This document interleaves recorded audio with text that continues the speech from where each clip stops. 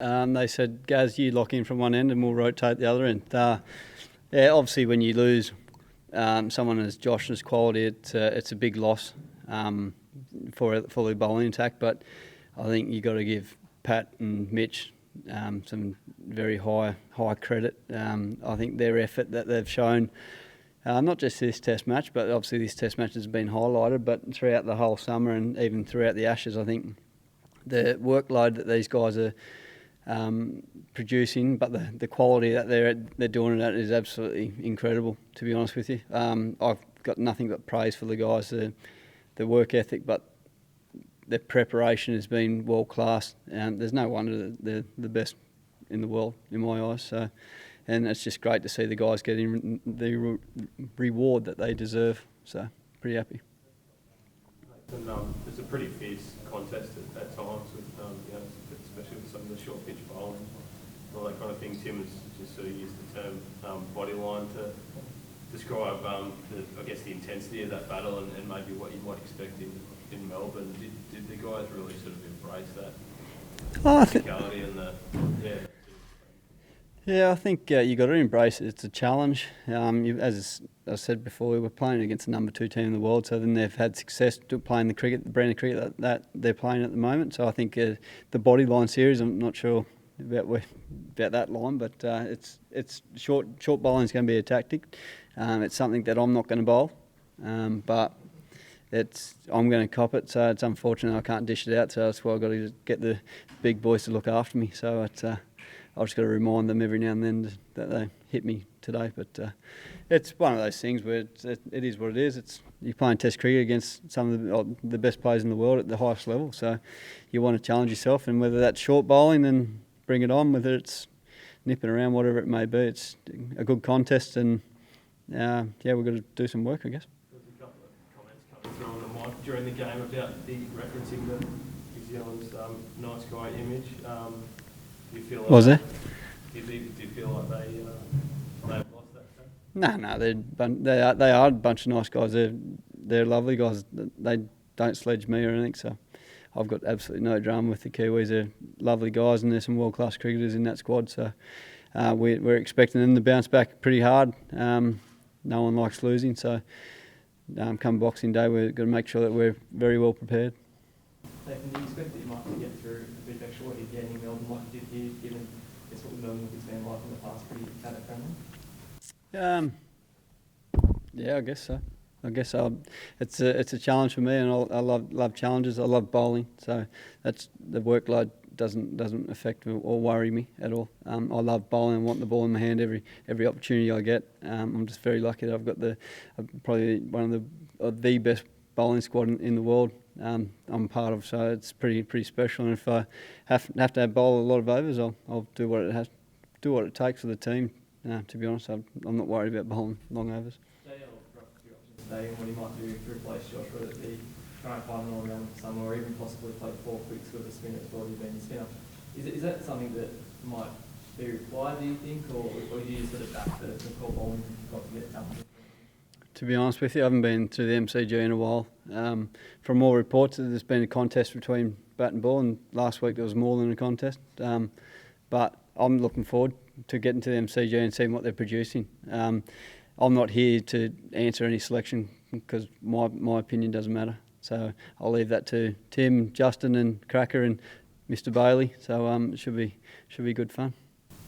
You beat the number 2 team by 300 runs with a day to spare. How significant is that in the sort of journey you guys are on as a Test match team? Does it feel quite a significant win the way you've done it this one? Yeah, you can say that. I think it's been a clinical performance by our boys. I think I keep going back to our preparation. I think we're very lucky to have 2 centre wickets at the Wacker, which is a world-class venue. So I think those little moments can, I don't know, you take it for granted, I guess. And I think our preparation has been world-class. The boys have really trained the house down, but they're looking after themselves, understanding that it's going to be quite hot and that the body's not going to be that used to it, I guess, that 3 days in the mid-40s or whatever it was. So I think our preparation has a lot to do to a pretty clinical performance, I guess. Did New Zealand miss a trick by doing all their preparation here in the nets and not over at the web?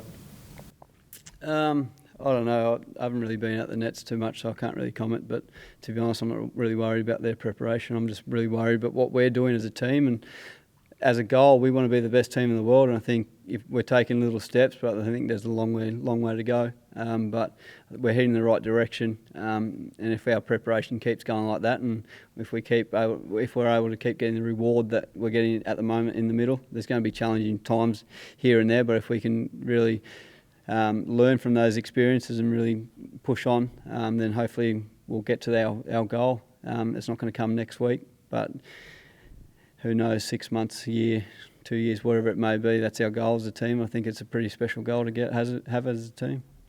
Nathan, you said you love challenges. So how enjoyable was your battle with Australia in the first inning where you went after you a little bit at the start and then you get in, playing a defensive shot at full delivery? Can you explain that battle? Yeah, obviously Ross has been a world-class player for a long period of time now, and obviously he wanted to take me on to probably limit how many balls he had to defend off me with the variable bounce and the amount of bounce I was able to get out there. So it's it was a great battle. I love having those little battles when one of the best batters in the world wants to take you down and hit you out of the attack. It can be challenging, but as I said, I've always loved challenges and I'm never going to shy away from one. So it's pretty special.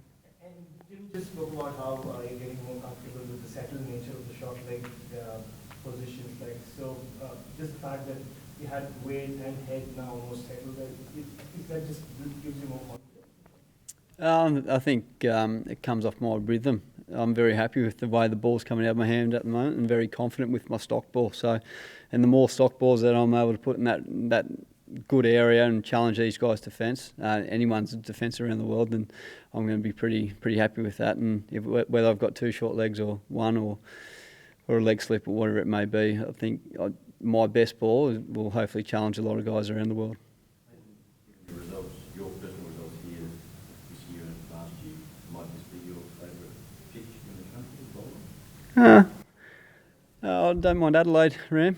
It's a pretty nice wicket to bowl on, but the hat's got to go off to the curator. I think the curator has produced another fantastic wicket here, to be honest with you. I think if you're good enough, you're able to score runs out there. If you're good enough, you can put the balls in their right area for long periods of time. You're able to get rewards. I think, and there's a great contest between bat and ball, I guess. So I'm very happy with the wicket here, and to prepare a wicket with the extreme heat coming up and the conditions that we'll dealt with, I think the curator needs a very good big pat on the back. I thought he'd done a fantastic job. So very happy with the wicket here at Optus Stadium. What confidence do you have in the MCG?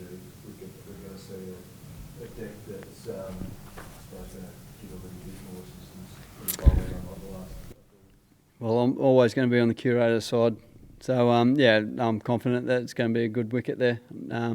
Confident that there'll be a contest between bat and ball. So, no doubt he's probably had a few sleepless nights from the last week, but I'm well prepared for hopefully a great wicket there. What do you make of the development of Marnus's bowling over the time you've sort of played with him? And do you talk to him as you would a second spinner? Are you developing that sort of relationship in the middle the more he bowls? Hopefully. I've played enough cricket now, hopefully, to pass on a little bit of advice here and there. But I think Marnus his whole game has come a long way. I think he loves it that much. He just wants to get better at everything he does, and he's forever working. I think he bowled for about half an hour this morning. I faced him for a little bit, and so he's always working. He's always trying to get better. So. Yeah, I can talk to Marnus as a second spinner, but there's great cricket conversations where I'm learning off him. He's talking to me about the way batters mindset, and I'm talking about it more like probably a bowler's mindset to him. So there's good cricket conversations, but that's going through the whole group, to be honest with you. It's a great group at the moment, and we're learning and we want to learn and we want to get better, so it's pretty exciting. And to see Marnus do what he's done over the last 12 months, it's pretty special.